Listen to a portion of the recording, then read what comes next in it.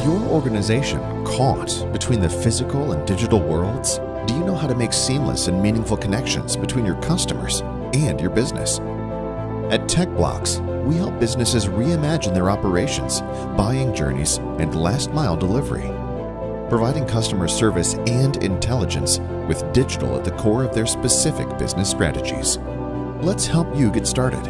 Let us build digital applications and solutions that redefine how your users experience your products and services in the new digital era. We build digital journeys across a multitude of systems, in the cloud and across devices. We don't just enable, but empower users and businesses with a digital ecosystem, integrating seamlessly into your customers, employees, and businesses' everyday life in massively impactful ways. And at the core of it all, you'll find us, working in the background, planning, designing, and shaping the way users and businesses interact with new data technology. Building a new digital ecosystem. It's what we do best. Anyone can build an app. We build digital experiences. Your world, powered by TechBlocks. I'm Prashant Kumar. I'm the founder and CEO of TechBlocks. We are headquartered in Toronto. We have offices in India, in Dallas, as well as in Mexico. And I'm not going to go further more than that, but I hope that during this session, as I speak, you get to know more about us and TechBlocks through this session.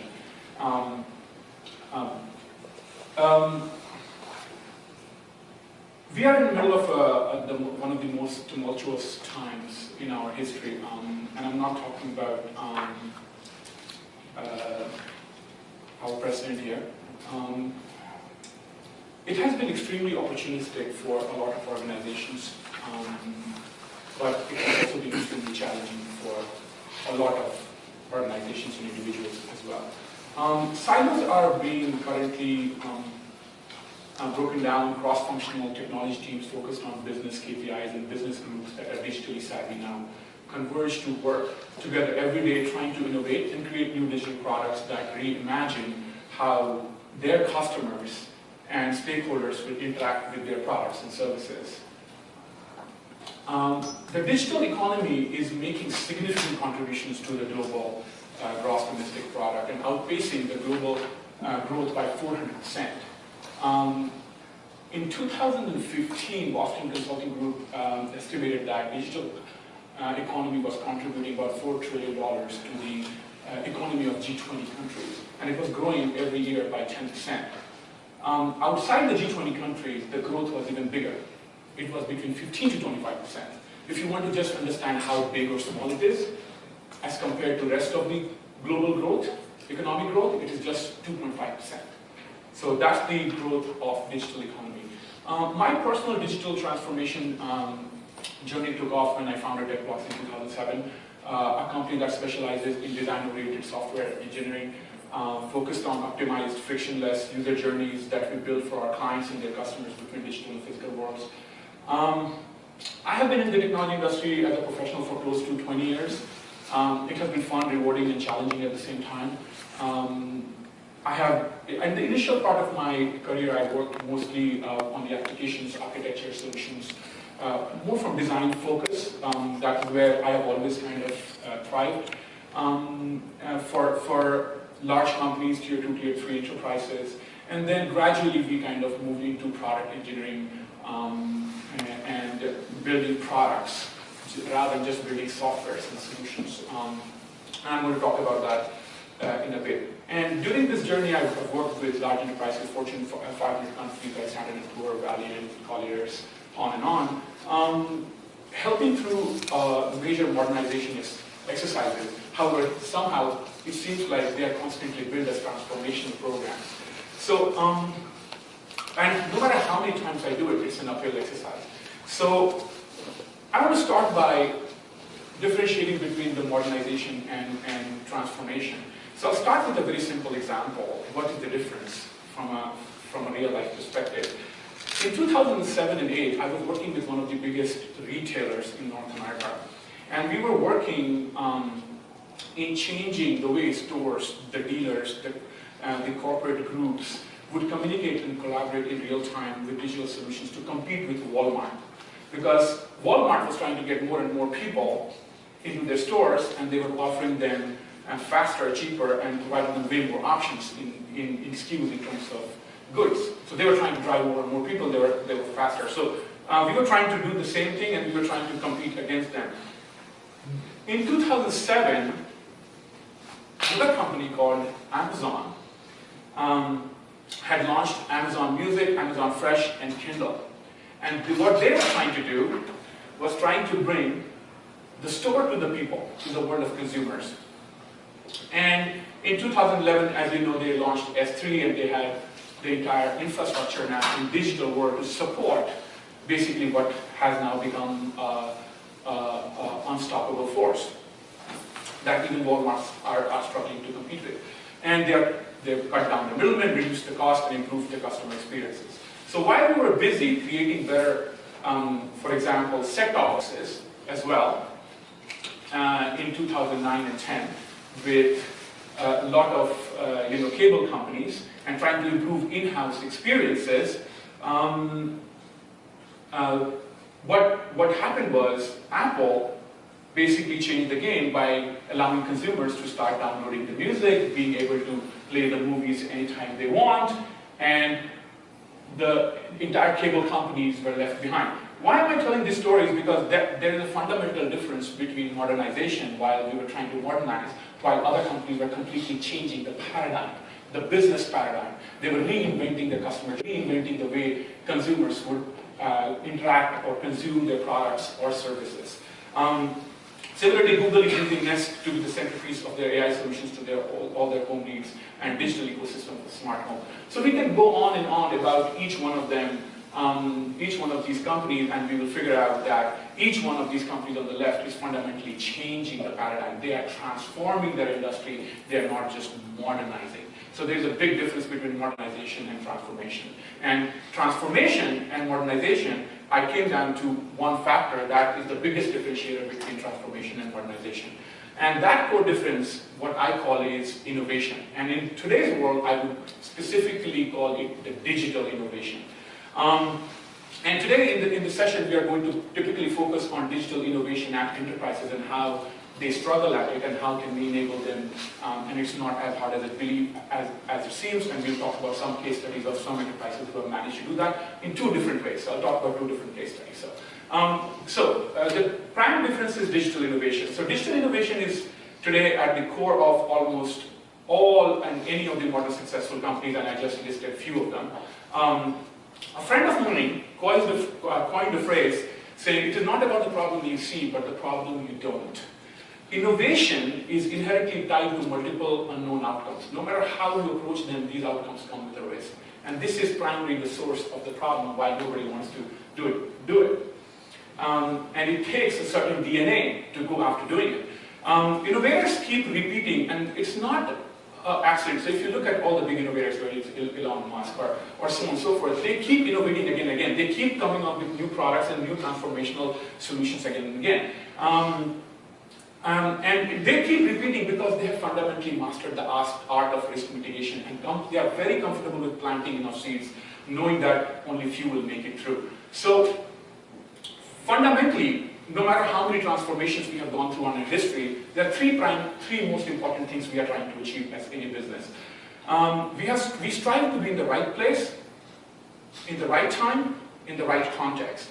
And why is digital such important to this kind of transformation? Primarily because of those three reasons. It can help you be in right place, in right time, in right context, much faster. So it is accelerating the rate of change. So what I decided to do is I decided to list some fundamental traits of innovation that I believe are the breadcrumbs of digital innovation. So the most important fact about any one of these companies that you see when they were innovating, they are taking advantage of hyperconnectivity. So if you look at Apple, when they started, they fundamentally bet on the fact that you can download music and so on and so forth. And they have hyperconnectivity. You take Uber, hyperconnectivity. So people are connecting and sharing at any point of time. The second most important thing associated with innovation, that if you have to judge that whether what you're doing is innovating or not is whether you're fundamentally changing the value chain. So when Amazon basically has started, or Alibaba has started their portals, they have basically put the power of entire decision making and brought a new era of prosumers. A lot of them are doing the business as well as their consumers themselves. Even in this phenomenon is even catching fire in a very regulated industry like energy and utilities. So they are fundamentally changing the paradigm of the business, and they are bringing prosumers, whether it's Airbnb and so on and so forth. So all these organizations are empowering users, bringing more and more people and businesses into the value chain and changing the value chain in itself. Customer experience is completely reinvented. So the way you used to experience with a retail or buying a product or calling a cab or you're going to shop for energy or utilities and how you're going to experience a smart home, everything is going to, the customer experience itself is changing. But like I was giving an example of Nest. I believe that Google wants to own the homes. And from there, they want to own the entire retail chain because that's where everything is going to arise. So Amazon wants to do the same thing. So everybody's trying to compete for the same piece of pie, and they're reinventing the way we will go about doing the same things we used to do 5 years ago or 10 years ago. And in the process, they have blurred the lines. So for example, Tesla is more an automotive company or more an energy company. You decide. Uber started going from being Uber to Uber Fresh and delivering food all over the world. So you will see more and more Amazon is what, a logistics company or a retail company or an IT company, and I can go on and on and on and on. So they are looking at value chains in a totally unique way from outside in, and they are not discouraged by the paradigms. In fact, they don't care about the paradigms. They only care about customer experience and delivering them. Creating new line of businesses, and a lot of these organizations are also in parallel creating, while their original purpose, if you follow their histories, was to solve a problem, in the process they create completely new lines of businesses and discover new value chains and new source of revenues. Omnichannel redefined. So I was sitting on Friday in New York with one of our client executives, senior executives, in finance, and we were basically discussing how they are defining their go-to-market strategies for their financial product rating engines and so on and so forth for their Fortune 50 company. And when I have those kind of conversations, I still see technology executives still being bound by, hey, we're mobile POS. Actually, no. Start looking at your, so I basically said, okay, if I'm an executive, I'm a CEO of a bank, and Trump was just at G7 summit in US, and he just made an announcement, which was going to be critically important to a lot of banking executives or some kind of policy which is going to impact. Why should I have to go and log into my computer to look at your dashboard, even if your AI technology is going to tell me what recommendations to make? Shouldn't that come as a notification in real time because your analysts are recording that information and know my personal preferences and my lines of businesses and should be able to give me an alert right in time to take certain actions? Similar things with weather changes or any kind of political movements that happen in certain parts of the world. So, omnichannel can be your car, can be your, while you're golfing, it can be your smartwatch, it can be anything. So you have to rethink the value chain of how your businesses are going to behave, whether it's operational or to consumers, in a completely different way. So, omnichannel redefined, and they have reinvented themselves several times. They started with solving a simple problems in a completely new way, and as they decided to go to market, they have reinvented themselves again and again. So why do enterprises struggle to innovate? And I'll come to that in the next slide. But these are some of the big problems that you all probably already have seen it, right? Like turf wars, politics, fear of change. I want to go back to my home. Why should I change things when they are working well? And on and on. There's nothing new that you already don't know. One of the most important things was resources. This was backed by a good research, and I don't remember the name. I was reading it sometime in the last month. A statistics was given across North America for all these IT executive budgets, and they said that 75 to 80% of their budgets were being spent on modernization, means upgrade of their existing system, or just support of their existing system. So if 75 to 80% of your budget is just going in that, and rest 20% is left to do everything else, just imagine how much money you have left for innovation. So it's pretty startling number in an age, and I will reflect that with some numbers, how startling it is considering what is happening around us. So in 1958, the average stay of an organization in S&P 500 index was 61 years.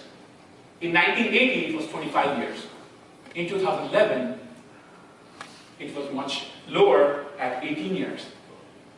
Now, today, they say that by 2027, 75% of S&P 500 companies will not be on S&P index. Since 2000, 52% of Fortune 500 companies have either gone bankrupt, have been acquired, ceased to exist, and as a result of digital disruption. I did not say any other reason. I said digital disruption. 52% since 2000 have ceased to exist. The collision of physical and digital worlds has affected every dimension of our society, commerce, enterprises, and individuals. These enterprises who have reached the pinnacle, however, find their staying power dramatically reduced unless they innovate. If organizations like Walmart, who were the most sure thing 5-10 years ago, are struggling, no one can say that they can just modernize and succeed and survive. This was an important point I wanted to make because it's important to understand the context of this entire conversation. So why do organizations, it was very important for me when I started looking at it and working with some executives, why do they struggle? So I decided to watch a very smart guy. He's an extremely smart guy, and I encourage you to watch his TED Talk, not Hans. And he came up with this whole concept. He did a research and called them explorators and exploiters. And he called the enterprises the exploiters. And all these, at the middle of this digital revolution, he called the explorators, who found new companies that are customer-focused, design-centric. And these companies on S&P index, on an average, had returned 211% more than traditional S&P 500 companies. These are Ubers, Amazons, AMPs, and PPUs, and I will come to know what PPU is with my next case study of the world. And I understand your skepticism of becoming explorers. After all, you have been told that 90% of the startups fail. Let me give you another stat that's farthest from the truth. From the venture capital-backed startups, in no industry, the failure rate is more than 44%. And these are guys who have never done business before, who have come up with these explorators. Like, they don't have the experience, they don't know how to take benefit of market forces, right? In no industry, the average startup failure exceeds 60%. So, startups and explorators fail because they usually are people and organizations that lack experience, sometimes are obsessed with perfection and lack the timing that enterprises are so good at exploiting. Only 2% of the companies are where they can be innovators and exploiters. How do they do that? So, I brought up two case studies and two such enterprises who have managed to do this. They are recognizing the value of digital, making it a core component of their business strategy and transforming their business offerings. To incorporate new digital experiences in both case studies, they have found new lines of products and services while they're doing it. So I have two scenarios. One, there was a separate startup created within the enterprise with brand new business head and was provided a complete autonomy. In the second case, organizations wanted to perform modernization and saw a huge opportunity for complete transformation and immediately decided to pounce on it. So let's have a look at both approaches, starting with the first one, which was a complete autonomous, a startup created within an enterprise. Penguin Pickup. So, Smart Centers, I'll introduce you to Smart Centers. Smart Centers is one of the biggest real estate companies, commercial real estate companies in Canada. Just to give you a context, all the Walmart properties, Walmart stores in Canada are based on Smart Centers properties. It's tied up. So they were going through the same problems in 2011. All the retail companies were falling like flies. So how does it have anything to do with commercial real estate? Because when retail companies are falling, guess what is happening? All the stores are empty. So a lot of vacancies. So they started looking at online retail was picking up. They were making a lot of money. And they started looking at this entire trend. And they said, they found out with the European study and the North American study, that there was a huge opportunity. Actually, the last mile delivery, because of the retail, was becoming a mecca for a lot of these online retailers. They wanted to provide end-to-end seamless experience, and if you can't receive the product in a very low cost, in a timely manner, it's going to be an issue. So, and that amounted to in Canada for 75 to 85% of the retail costs. So they decided to solve that problem, and also at the same time solve the problem of the vacancies they had all over their commercial properties. So in high density, populated areas, urban areas, all of us who come from New York, Toronto, Seattle, Boston, we can appreciate that. I'm working, my wife is working, I come back home and I have ordered a lot of things now from Amazon, even from local grocery guy, and they want to come and leave something at your home, and because nobody's there to receive it. Guess what happens? Either it's going to be lost, or if it is freezing and snowing, it's not a great idea, on and on and on. So you come back, and then you have FedEx and all these stuff. Now you have to take your son to a soccer game or a football game, and after that you have to again go to all these places and pick it up. It's a pain in the back, right? So at the same time, in 2011, they had a lot of competition. Everybody was trying to solve this problem of last mile delivery. What they said was, they did some statistics and study, and they said, okay, you know what, people love to pick up at their convenience, at their time, close to their home. So, hey, I come in, I take my son to a hockey game, soccer game, while they're playing soccer, within 2-kilometer range, I have a pickup location, I drive to there. While I'm driving with my mobile app, they detect that I'm in a 2-kilometer vicinity. When I'm coming into their lot, they detect with IoT sensors that your car has parked in, all the stuff that we have shopped for, they bring it out into your truck. You don't leave your truck. It is absolutely for free service, and then you drive away. Simple service. And they started with building the mobile site, website, web application, and then the people who manned these, and it was a low-cost solution. So you remember those shipping containers? Guys, have you guys merged like the big shipping containers? They started putting that in big places, and they started with 2 locations, high density, where people would want to use this. And they put that shipping containers with a bunch of people who had an orange, and we have videos, you have Google, you can see it actually manning those, and the moment you come in, they were going to put it there, and put all the stuff there. Amazing solution. Now, they started partnering and API integrating with all these big online retailers and starting to bring them in. Solution picked up. And we had to build this entire solution. They approached us in July and they said, they had hired a new executive from Europe to do this. And this was so new that their IT completely backed up. They did not even know how to bring this idea to life. And they wanted to go to market within less than 3 months because they wanted to test it in the Christmas time. So their executive had seen my speech someplace and he went and said, this seems crazy, but there are other crazies out there, so might as well introduce crazies to crazies. So he brought us a Brian, he continues to be a good friend, he's the CIO.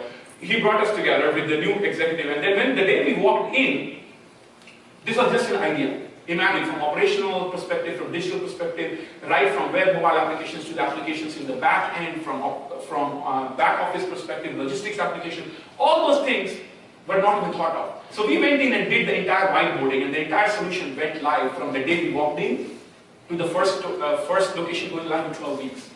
In 12 weeks. Today there are 76 locations. By the end of this year, there are going to be 300 plus locations. Today, in the last 3 months, they signed a co-branded location with Walmart. Walmart has officially recognized them, and they have. All these people were coming, they started gathering analytics on the people, the gender of people, what they wanted to pay, what were they shopping, what were they picking at the end. And they figured out, you know what, all these big people that come in the evening, their wives tell them, or their spouses tell them to do grocery shopping. So they started putting fresh farmers' groceries right there. And that took off. Now, they are actually vertically integrating it, and they have all these spaces. They are going to use it as a greenhouse farms to actually grow those fresh farmhouse products, vertically integrating the solutions. And while you were there, they would give you on your mobile phones, because they are mostly in these small, locations where the other stores are, give you promotions. So that, hey, if you walk into the store in the next 15 minutes, you get this. And now started driving people back into the new modern digitally centric showrooms and stores. Imagine where they started and where they're going. Now, they are taking all this data and analytics and using API economy to monetize it and sell these services to other retailers now. Multiple revenue channels they have rediscovered. This is a real estate company. This is a real estate company that managed to do that. The second case study is on the opposite end of the spectrum. This was the last mile delivery. So while we were doing this, there was a international freights and logistics company which has a totally different problem. They have a problem that every time you place an order with Sears or Walmart or anybody online, all these suppliers existing in China, India, Taiwan, Philippines, they have to bring all these products from all these places into your warehouse or directly to your homes. That's a totally different challenge. And how many of you understand logistics industry here? It's a highly commoditized industry, guys. It's a highly commoditized industry. It's a very complex industry. Well, last time I was going to speak in logistics. My son asked, what is logistics? I said, dude, every time you order something and it comes and you expect it to appear next day, it always handled behind the scenes by logistics, and it's not easy. So it includes multiple players like shippers, consignees, freight forwarders, warehouse guys. Like I'm just giving you a few. I can go through, and it's a complex network. And all these guys are in a heavily competitive industries, dying for dollar kind of industry. And so when you are asked to bid for an order, back office order of all these logistics solutions for whether it's a Walmart or an Apple, there are a lot of question marks. I don't know if you understand, but shipping lanes and all these things are highly unpredictable, industries, because a weather can go bad and your entire shipment can be delayed by 2 weeks. There can be a war and certain ports are not accessible to you, and I can go on and on. So it's a very highly unpredictable, and it's a highly commoditized and competitive. So when they bid on this, they have to make sure that they make profit because they can easily go out of business as well. And there are multiple players at any point of time trying to make the entire shipment come from there to here. So when the CIO approached us, they said, we want 4 developers, 2 QAs, 1, and then it's okay, who's doing project management? My guy is busy, maybe I'll also take a project manager. Okay, who's doing product management? What do you want to do? Oh, my system is very, very old, and I want to modernize it. So I'm going to show you the system that they came up with. They had. So before we do that, challenges that they had. When we did quick study, we had like poor user experience, multiple applications with various workflows, redundant data and processes.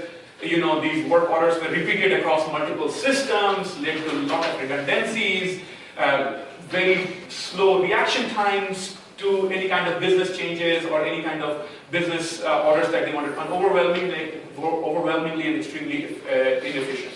And most definitely they were not mobile. I'm talking logistics. So I'll show you some screenshots of the application that were there. I know some of you come from sophisticated industries and you don't want to see that this is not my world, but trust me, there are lots of industries who go in this world. So this was what was happening. So we said, okay, there seems to be a lot of gaps and holes. We can provide you the people for next 1 year and fine. They can do the development, project managers, product managers, analysts. But what do you want to do? What's the vision? Well, we have a bunch of change requests and feedbacks, and we want to take this from here, but it does not add up. The equation on the left and the equation on the right does not add up. And we go through the sessions, and they say, but we want to modernize. They say, okay, we will take up the whole initiative and we'll help you modernize, but what we think will be transformation. But at that point, they're so headstrong in the next 3-6 months what they want to do, what's hitting their business, that they didn't want to hear anything other than modernization. So we went on a modernization exercise. So we looked at we said, okay, we are going to first do a month, just quickly 4 months of just analysis where we will understand your personas, user journeys, user flows, understand the different KPIs, which are the most critical ones, how to enable them, blah, blah, blah, blah, blah. And then we came through that, and then we went through the entire modernization exercise. We came up with the modern mobile interfaces. It was heavy data-centric applications. So it's all heavy data entry, and all these people at different places have different relevant data sources and data points that they want. So we redesigned the complete application, making analytics powered by the modern BI dashboards and all those kind of things. Completely built in cloud, Microsoft Azure and AWS, all those kind of things we did. But during this process, they started liking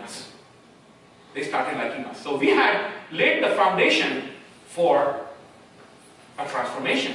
We had given them a unified experience. We had laid down the persona. We had given them unique customer journeys, with data that was relevant, quickly actionable items, mobile applications, and notifications. So we had done all these things.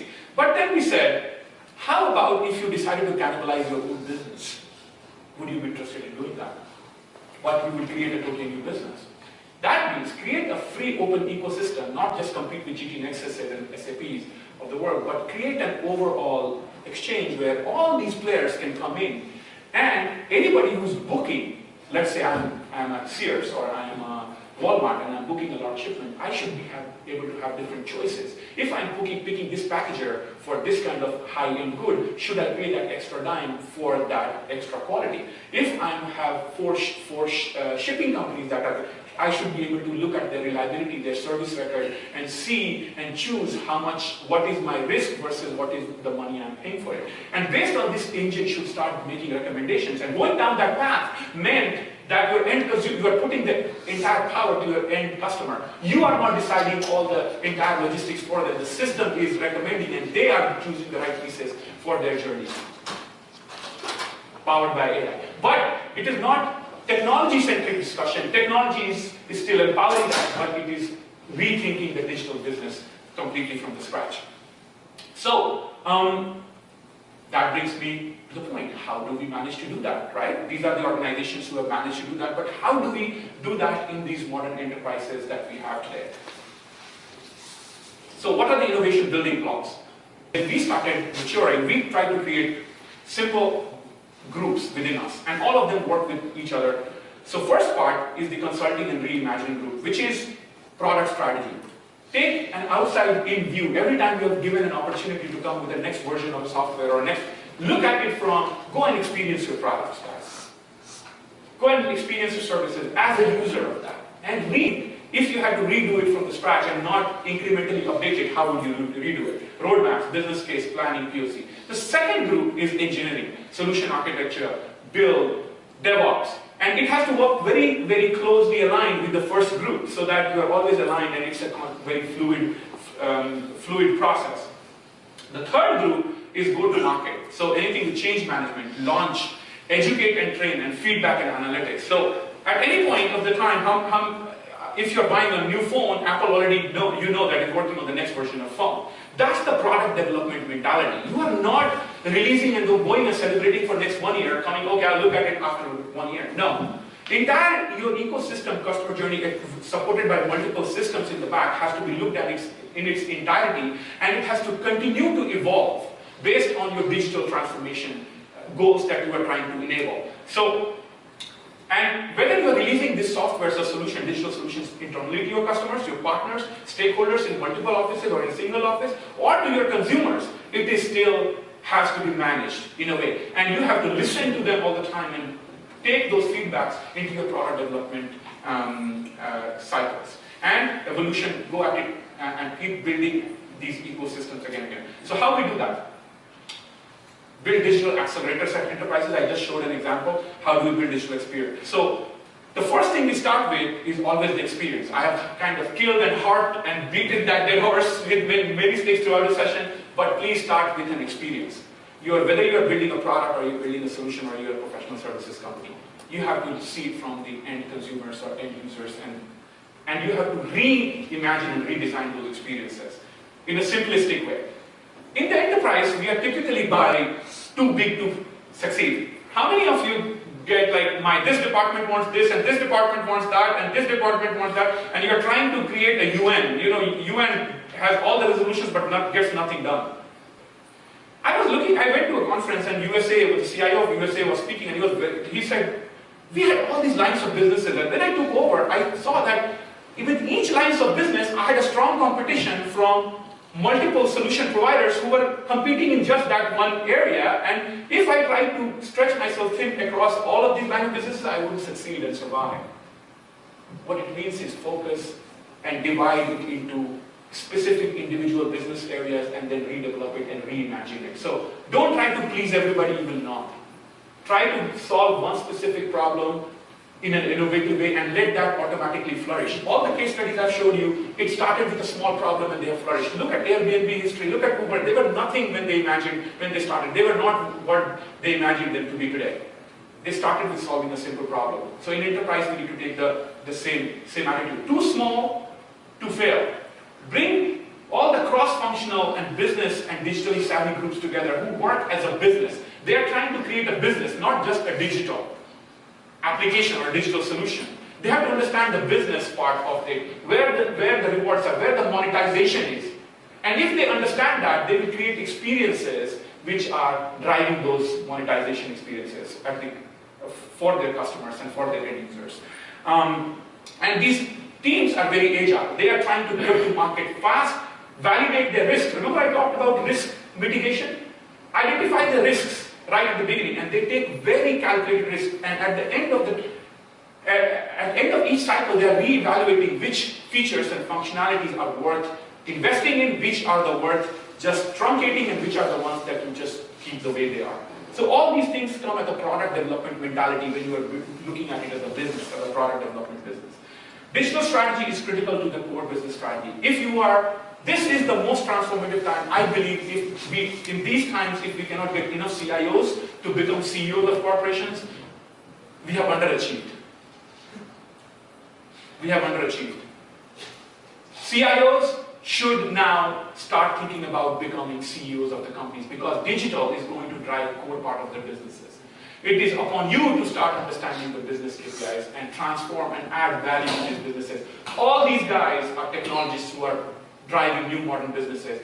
You take insurance, you take everything. If you know digital and you know how to experience, look at it from a consumer perspective. And if you can create these new frictionless experiences which disrupts that industry, you have created a new digital business for that specific industry. It's not that hard, guys. Problem solving. The IT groups have to stop being glorified secretaries. And I'm one of them too. So don't take offense to that statement. We have to stop taking orders. We have to start becoming peers, being advisors, understanding where businesses are coming from, challenging them, at the same time being constructive and adding value, providing options, and then taking away the complexities. When Apple gives you the phone, you don't give a crap which kind of CPU is in there, and Samsung provided the screen. You just care about the end-to-end user experience. That's what you should be to the business. You have to make business enabled and then eventually bring the right ecosystem of technologies frameworks to help you go to market faster, reduce your risk, and then continue to evolve. That should be your priority. The discussion should not be what is my best of the breed ESB and what is my best of the breed CRM. And the question is, what are you delivering at the end of the day? Once you start looking at it from a totally different lens, the world will change for you. It is much more results-oriented. So,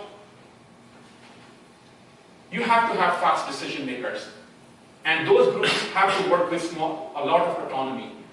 And they should not be vilified. At the same time, they should not mock the regular groups who are helping the exploiters, who have to get the systems keep going till they bring these new lines of businesses or new, more evolutionary businesses or lines of businesses are fledging. You should not look down upon them. In fact, try to bring them some of the smarter people who want to contribute in those areas. So this is very, very key, especially with organizations that are transformational in nature. So again, quickly, product development mentality, continuous evolution, use cloud, use the speed and agility of cloud. I always say, it was very refreshing to hear a CIO yesterday I met, and I asked him, like, what are you here for? And he's like, I have decided to go to the cloud. All I have to figure out is how to secure it.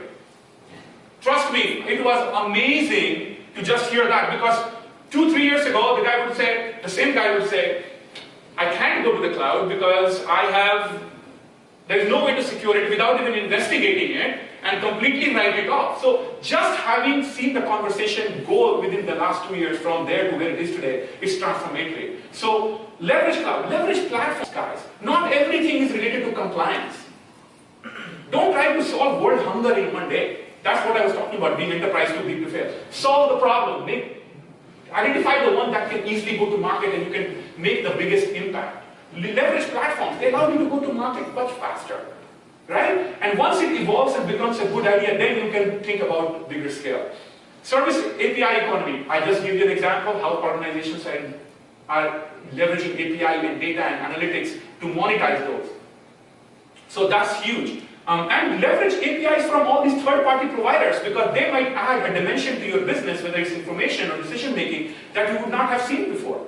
So how do those kind of data sources align with your value chain is also something you should look at. Microservices are even better. Guys, the biggest problem every CIO has, and the biggest pain in the ass, pardon my language, is the fact that you have 10 people team or 20 people team working and there's a dependency on that 2 crack developers who keep freaking falling behind and keep putting bugs, and every time you have to bring a new developer, there is a 3 week of ramping up process, blah, blah, blah, and you have to bring the knowledge and transition and the product knowledge, and it's a problem. Every time you have to roll back in the same product in multiple regions, with versioning of applications and versioning of APIs, depending upon their needs, it is a nightmare, guys. Monolithic applications are the past. I will make a bold prediction. SAPs, enterprise applications like SAPs, will cease to exist as they are if they don't transform. And it's controversial, and we can discuss it over beer all night, but you get the gist. Whether you agree with the SAP part or not, but the core argument is very powerful. So start thinking about building microservices-based architecture because of the business benefits that it brings, the agility it brings, and so on and so forth. Successful frameworks, guys, there will still be same things that you will need: repeated build software factories, and analytics and intelligence, guys. It's all about data. How you leverage data and what you get out of it. So start thinking about those kind of things into your use cases and and don't try to make it too big. Like, I need to build an enterprise data warehouse. If you're starting a new project, just think about what are the 3-4 most important KPIs and data points that are going to change, and just build a small data warehouse or whatever for that purpose. So data and algorithms and mobility. Guys, mobility is not a mobile application for phones and tablets. It's a way of life. It's a way of life. Look at our kids, how they buy, how they talk to each other, how communication happens. And businesses and operations have to be brought with IoT, with mobile. All these technologies are transforming to empower a mobile way of life. Look at it from a mobile way of life in customer journey, not just as devices. Please leverage cognitive technologies as much as possible. I believe that the future of interactions is going to be not with dashboards. It is going to be conversational interfaces. It is going to be digital assistants. It's Siri's talking to Siris and talking to devices, and devices coming and speaking to you about your alerts is the interface of tomorrow. So think and leverage all these cognitive services. And let me tell you, you don't need to build it from the scratch. A lot of these things are already done for you. Even machine learning algorithms, you don't need to go and invent them. There are a lot of those already pre-built for you that you can start. So it's not as hard as it seems. Focus on the customer experiences and then leverage all these blocks to succeed. This is my last slide. Start with the recognition, problem solving. Admit that you can do it all. Partner. We are partners to all these companies. They're not trying to do it all. We are seamlessly integrated with their business as a digital company. Find those good partners who can help you end to end, not just taking instructions and building websites and content management systems and portals and mobile applications and BI dashboards and data warehouses. They are not giving any results. That is tail wagging the dog wagging the tail. Admit that you can do it all and identify the right partners. Every big idea has a humble beginning. Please start with small. Don't discourage small ideas and let it. In fact, those are the best places to start, because it is not very overwhelming, and once you start it, you give it room to grow. And you can find 50 different applications for similar ones. And every time you're stuck, please go back to your basics, rinse and repeat. That was the presentation of the day. I do have 5-10 minutes left. I encourage conversations, questions.